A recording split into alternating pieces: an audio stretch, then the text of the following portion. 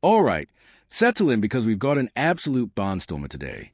Rachel Reeves, the Chancellor who's about to hit us with more tax hikes in a game of fiscal whack-a-mole, just got absolutely roasted by Lord Frost. And her response? Let's just say she went full meltdown mode. We're talking blame shifting, EU love letters, and economic projections so thin you could use them as tracing paper.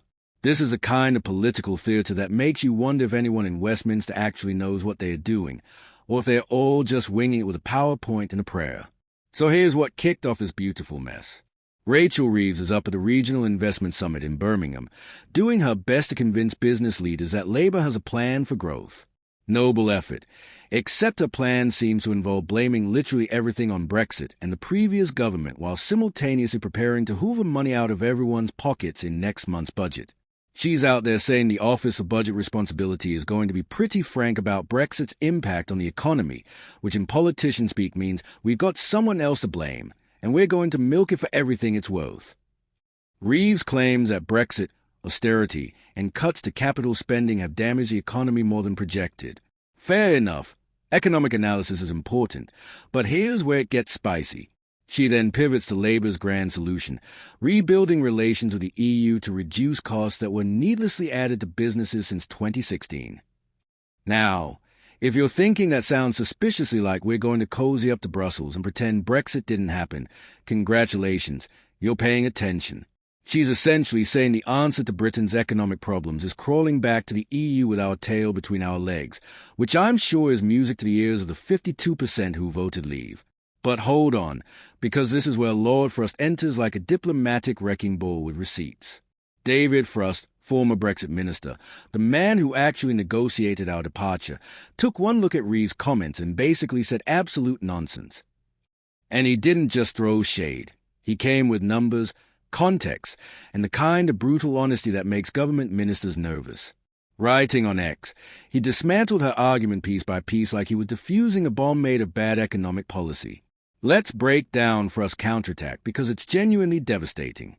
First, he points out that the government's own figures, their own figures, show that this magical EU reset will increase GDP growth by a whopping 0.02% annually. That's not 2%, that's 0.02. A rounding error on a rounding error, as Frost beautifully put it. We're talking about a £9 billion increase 15 years from now. 15 years. By that point, we'll have had several more governments, possibly another pandemic, definitely another economic crisis, and probably flying cars. But sure, let's pin our hopes on 0.02% growth from being nice to Brussels. Now here's where Frost really twists the knife. He highlights what this EU reset actually costs us.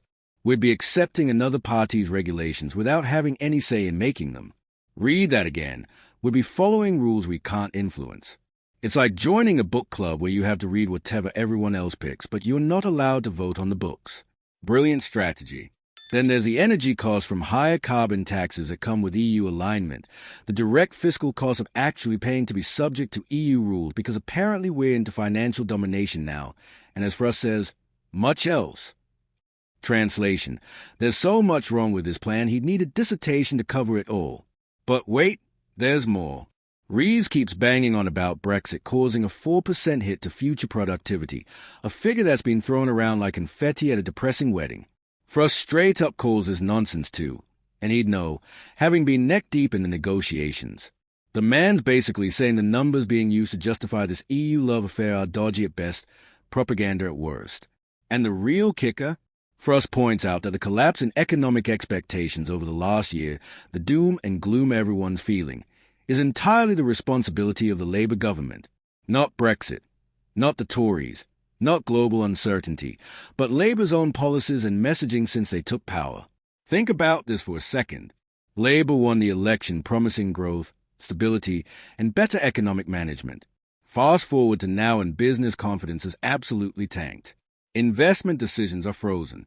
Everyone's terrified of what's coming in the budget because Reeves keeps dropping hints about tax rises like she's leaving breadcrumbs to a fiscal nightmare.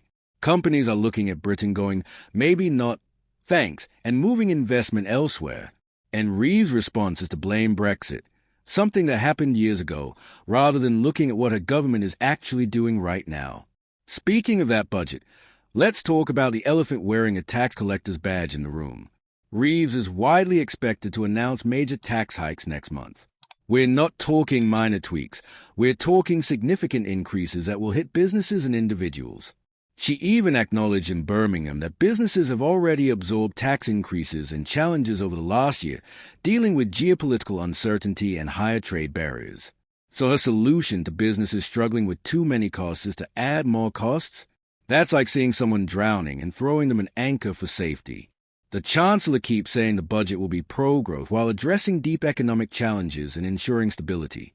But how do you square pro-growth with tax hikes? Taxes take money out of the economy. Higher business taxes mean less investment, fewer jobs, lower wages. Higher personal taxes mean less consumer spending. This isn't controversial economics. This is basic maths. You can't tax your way to prosperity any more than you can eat your way to weight loss. Yet here we are, with Reeves promising growth while preparing the biggest tax grab in years, all while blaming Brexit and cuddling up to the EU like it's 2015 again. The political calculation here is transparent. Labour knows the economy isn't performing. They know people are struggling, and they need someone to blame. Brexit is a perfect scapegoat because it's divisive. It happened under the Tories, and half the country already thinks it was a mistake. So pin everything on Brexit. Promise closer EU ties will fix things, and hope nobody notices that your actual policies are making things worse. It's brilliant politics if you're cynical enough, but terrible governance if you actually care about results. Lord Frost sees right through it, and that's why his response stings so much.